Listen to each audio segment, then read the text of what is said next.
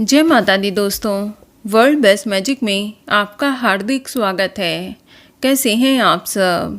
ये बताने के लिए कमेंट बॉक्स में जय माता दी जरूर लिखें।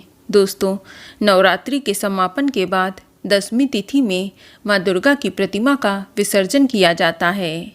या जिन लोगों ने नवरात्रि में अपने घर में कलश स्थापना की है या अखंड ज्योति जलाई हुई है या जवारे बोए हुए हैं, तो उन लोगों को भी विसर्जन 10वीं तिथि में ही करना चाहिए।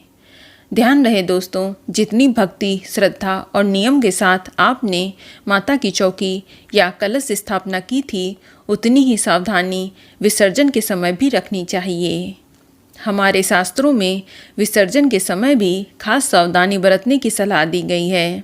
तो चलिए आज इस वीडियो में हम आपको बताएंगे कि कलश विसर्जन या दुर्गा विसर्जन का शुभ मुहूर्त क्या है और कलश, माता की चौकी, अखंड ज्योति, जवारे कब हटाने हैं और कलश के जल का आपको क्या करना चाहिए। पूरी जानकारी के लिए लास्ट तक वीडियो को जरूर देखें। आपको बता दें कि विसर्जन हमेशा सुबह या दोपहर के समय करना श्रेष्ठ माना गया है और यदि श्रवण नक्षत्र और 10वीं तिथि अपराह्न काल यानी दोपहर के समय मिल जाए तो इस समय किया गया विसर्जन सर्वोत्तम माना गया है।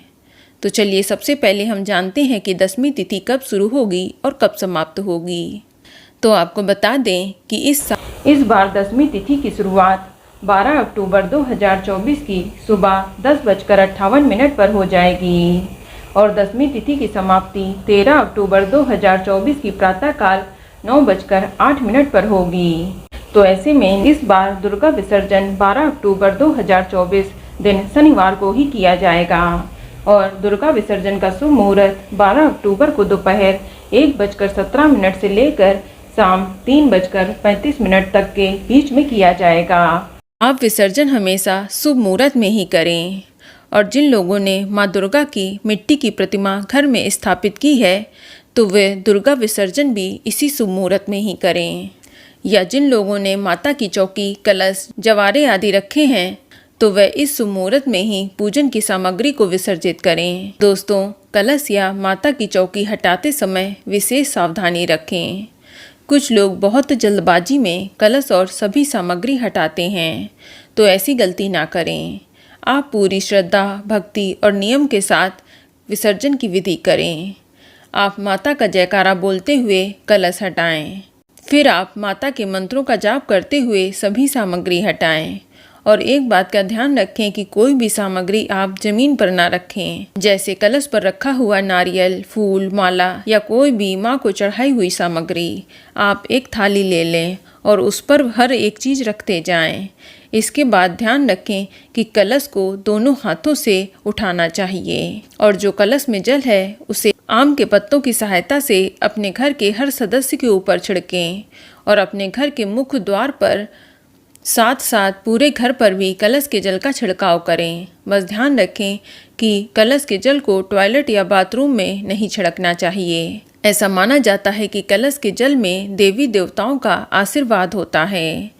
इसके बाद जो कलश में पानी बच जाए उसे आप तुलसी के गमले में डाल दें, लेकिन जो सिक्का आपने कलश में डाला था उसे आप अपनी तिजोरी या धन स्थान में रख लें। इससे आपको माँ लक्ष्मी का आशीर्वाद प्राप्त होता है और जीवन में सुख, समृद्धि और सौभाग्य की प्राप्ति होती है। दोस्तों, माँ दुर्गा के अधिकांश व्रती विसर्जन के बाद ही नवरात्रि व्रत का पारण करते हैं। प्रातःकाल या दोपहर में माँ दुर्गा का विसर्जन किसी नदी या तालाब में करते हैं। विसर्जन से पहले देवी का पूजन जरूर करना चाहिए। विसर्जन से पहले माता से क्षमा याचना जरूर करें और घर की सुख समृद्धि की कामना करें। साथ ही दोबारा माँ दुर्गा आपके घर में पधारें, इसकी भी कामना करें। और जो जवारे हैं उनको परिवार में बांटकर उसका सेवन करना चाहिए।